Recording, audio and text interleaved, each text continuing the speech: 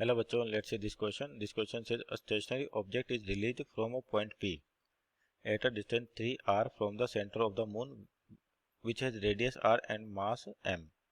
Which of the following speed give the speed of object on hitting the moon? यानी कि यहाँ पर देखिए एक पार्टिकल है जो पी पॉइंट पर इसको रिलीज कर दिया जाता है तो अर्थ का मून का जो ग्रेविटेशनल फील्ड है ये क्या करेगा, इसको अपनी ओर खींचेगा, तो यानी कि इधर मूव करेगा ये। तो ये पूछा कि जिस स्पीड से ये मून को हिट करेगा वो क्या होगी, ये आपको बतानी है।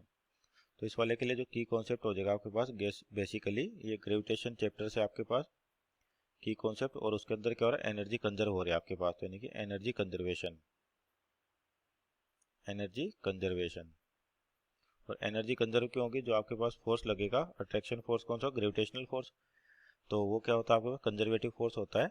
इसकी वजह से आपके पास क्या एनर्जी क्या रहेगी, अगर कोई भी लॉस नहीं तो इनिशियल पॉइंट और फाइनल पॉइंट पर एनर्जी सेम रहेगी, यानी कि टोटल मैकेनिकल एनर्जी पॉइंट इसको बोल देते 1 और इसको बोल देते 0.2, यहाँ पर क्या रहेगी, सेम रहेगी। तो यानी कि ये एनर्जी है कौन सी आपके पास, तो की कॉन्सेप्ट में अपन एक और चीज जोड़ सकते हैं, gravitational potential energy. Gravitational potential energy, क्योंकि आपके पास जो ग्रेविटेशनल फोर्स है आपके पास, कंजर्वेटिव फोर्स है आपके पास, और जो यहाँ पर एनर्जी होगी वो कौन सी होगी, gravitational potential energy plus kinetic energy भी होगी, जो हर पार्टिकल के लिए लिखी जाती है। पर यहाँ पे जो मेन अट्रैक्शन फोर्स है इसको लेके कौन आ रहा है, वो ग्रेविटेशनल फोर्स लेके आ रहा है। तो यानी कि आपके पास वहाँ से ग्रेविटेशनल एनर्जी की वैल्यू मिल जाएगी। और होती क्या है कि अगर दो पॉइंट मास होते हैं आपके पास, मान लीजिए m1 और m2, अगर ये पॉइंट मास है तो इनके बीच में जो ग्रेविटेशनल पोटेंशियल एनर्जी होती है माइनस का g m1 m2 by are, जहाँ पे r क्या होगी, इन दोनों मास के बीच की डिस्टेंस होगी। तो यहाँ पर देखिए आपको जो दे रखा है उसके अकॉर्डिंग कि पॉइंट 1 यहाँ पे आपके पास कितनी दूरी इसकी 3r, मान लेते इसका मास कितना m है, तो यहाँ पर इसकी डिस्टेंस दे रखी है। तो आउटर पॉइंट के लिए अपन क्या मान सकते हैं कि पूरा का पूरा जो मास है मून का m वो इसके सेंटर पर कंसेंट्रेट। आउटर पॉइंट के लिए अपन क्या मान सकते हैं कि जो पूरा का पूरा मास है, और स्फेरिकल होना जरूरी है तभी मान सकते हैं ऐसा, तो यानी कि पूरा का पूरा मास सेंटर पे कंसेंट्रेट माने।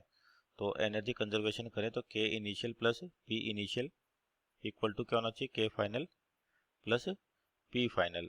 के इनिशियल का मतलब इनिशियल काइनेटिक एनर्जी जो जीरो होगी, क्योंकि रिलीज कर रहे हैं तो यहाँ पर इनिशियल स्पीड क्या हो जाएगी इसकी, जीरो, और पी इनिशियल तो ये क्या होता है माइनस का जी m1 m2, यानी कि mass of moon mass of object divide by R, तो डिस्टेंस कितना है इनके बीच में 3r, और फाइनल काइनेटिक हो जाएगी हाफ एम वी स्क्वायर।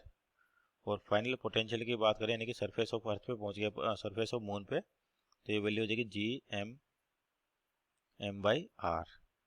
तो यहाँ से ऑब्जेक्ट का मास m कैंसिल आउट हो गया, तो ये कितना हो जाएगा आपके पास, इधर का माइनस gm/3 और इधर आके प्लस का हो जाएगा, तो gm/r माइनस 3 gm/3r सॉरी, ये कितना आपके पास gm/3r है,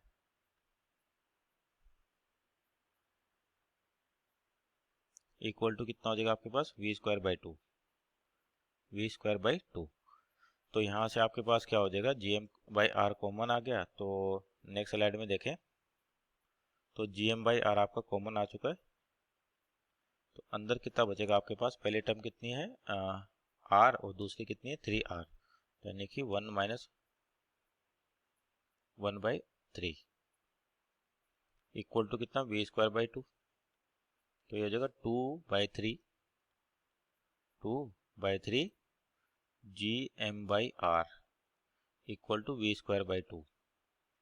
तो आपसे v की वैल्यू पूछिए तो कितना है 4 टाइम्स, यानी कि 4/3 gm/r और इसका अंडर रूट। तो आपका फॉर्मेट कौन सा है यहाँ पर, इसी तरीके से तो आपके पास यहाँ पर देखें तो अपना जो फाइनल आंसर होगा that is final answer is equal to under root 4/3 gm/r। तो ऑप्शन चेक करें यहाँ पर, तो ऑप्शन नंबर आपके पास 2 इसका राइट आंसर होगा। Hope you understood well, best of luck.